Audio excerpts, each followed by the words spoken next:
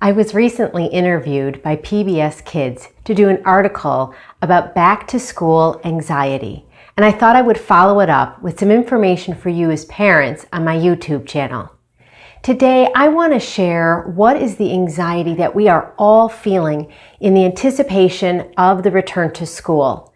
We want to look at what are the best ways for us to cope as parents and how to help our children. Here we go.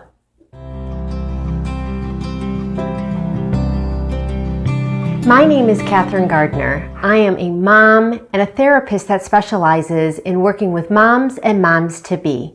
I make these YouTube videos for you, coping during pregnancy, postpartum, and in motherhood.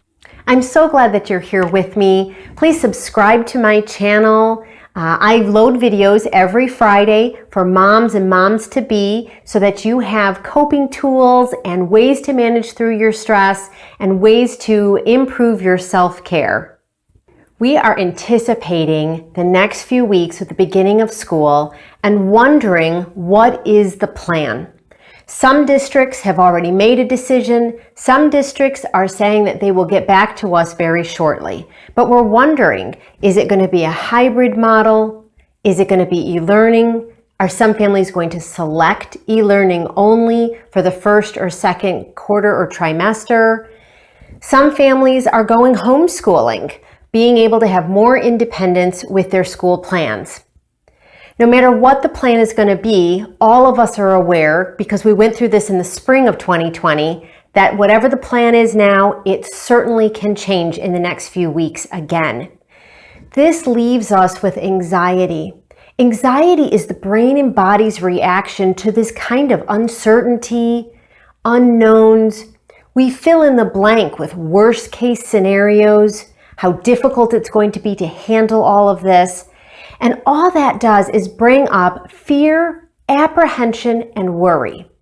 So on my YouTube channel, I like talking to moms and moms-to-be, but this subject for us right now is so key for all parents, trying to recognize what am I feeling in my anxiety, and then certainly how can I be a help to everybody else to get settled into this new way of living.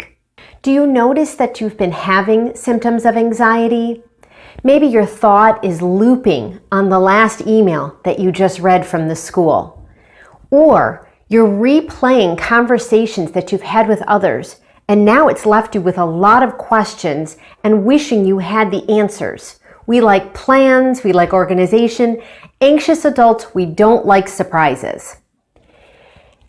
All of this uncertainty, and you can certainly check out my other video about how to deal with uncertainty in all situations, is bringing up more symptoms of racing thoughts, difficulty concentrating, feeling tense in our body. Our body is pumping this adrenaline, putting us into alert mode to check for what is the danger, what is the next thing I'm going to have to problem solve. From that adrenaline, we go into fight or flight or freeze as our response. And unfortunately, that can leave us irritable, agitated, cranky.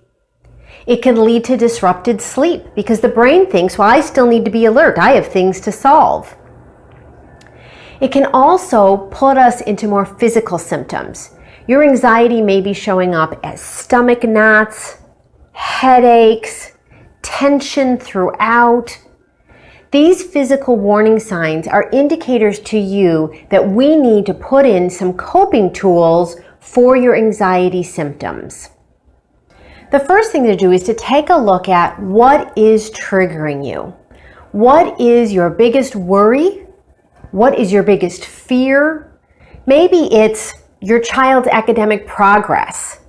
How are they going to do in this new model? Maybe it's their social emotional well-being. Certainly we see their agitation, uneasiness, irritability themselves, that they're reacting to children who know what school should be like and what it's been like in the past and how different this may be for them.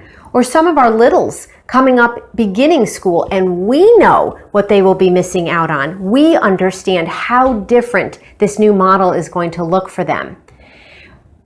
Also, some of our anxiety is coming up not because of necessarily the schooling, but what we're going to have to juggle in the background. We are both working parents. We're going to have to figure out, how do we do the model of hybrid? How do we do the model of e-learning? How are we juggling various ages and school age groups, different types of school work, different needs for mom or dad to be sitting right by their side, answering the question, helping them to even use the technology, answer questions, turn things in on time. With this back to school anxiety, I wanted to provide some solutions. What are techniques that you can use to cope during COVID-19 and this pandemic and the impact that it's going to have on our academics? My first suggestion is really looking at your flexibility.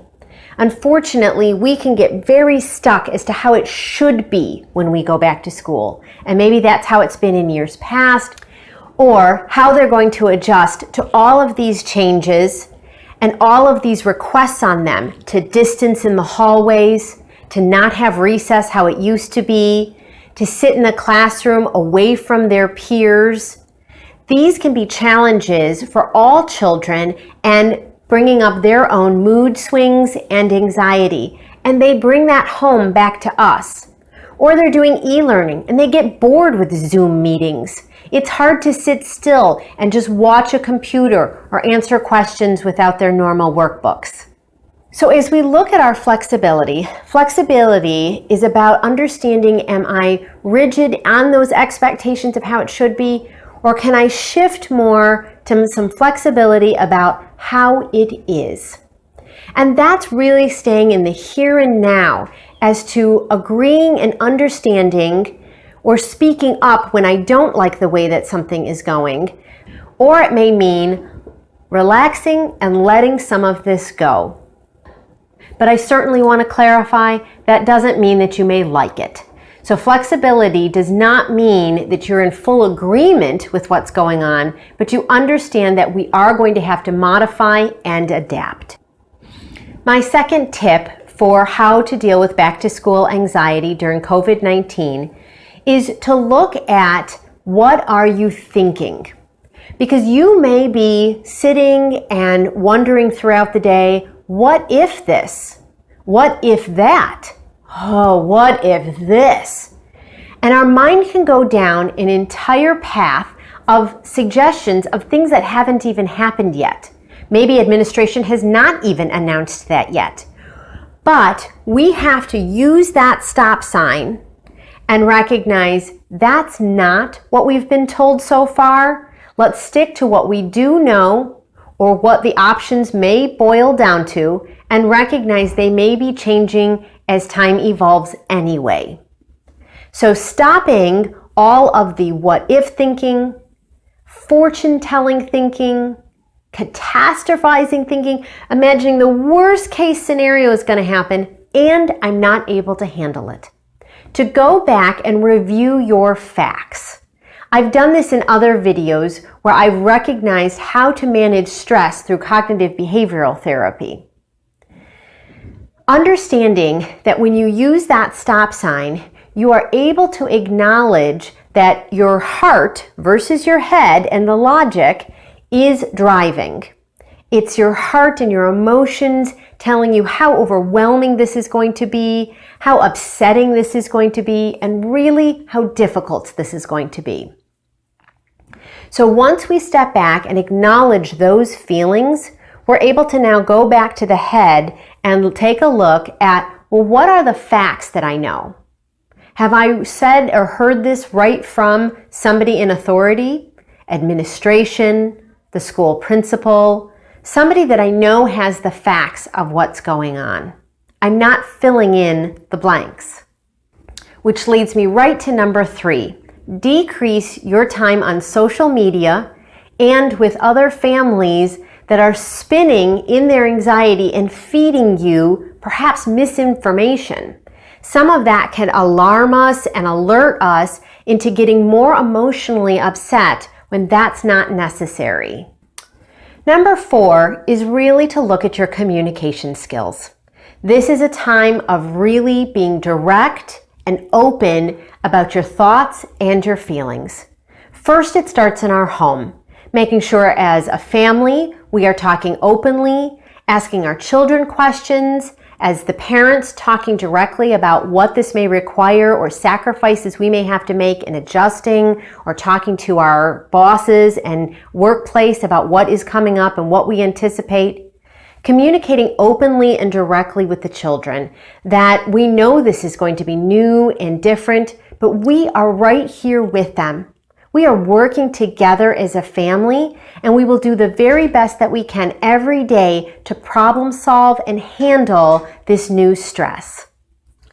Outside of our home, it's looking at the communication with our workplace and with the school itself. Are we open and direct with the teacher? What type of technology you do or do not have at the home? What hours or accessibility you have to be working with your children through e-learning? This is important information that then helps all of us work together as a team, that nobody's having to read minds or guess what the other one is thinking or filter through the information that seems very emotional.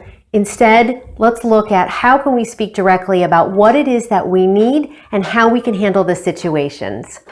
My last tip about back-to-school anxiety and how to handle our stress and uncertainty during COVID-19 is the kindness to yourself.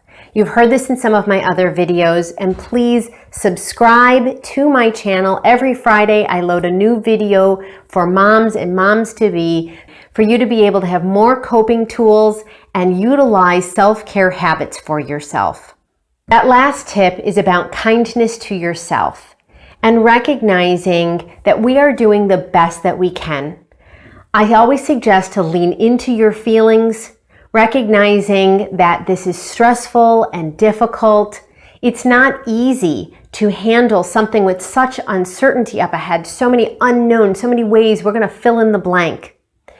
And so through that, it's about how you talk to yourself and hearing that you are doing your best, you are trying your hardest, and you are doing all of this through love and wanting the very best for your children. That's where your heart and your values are at.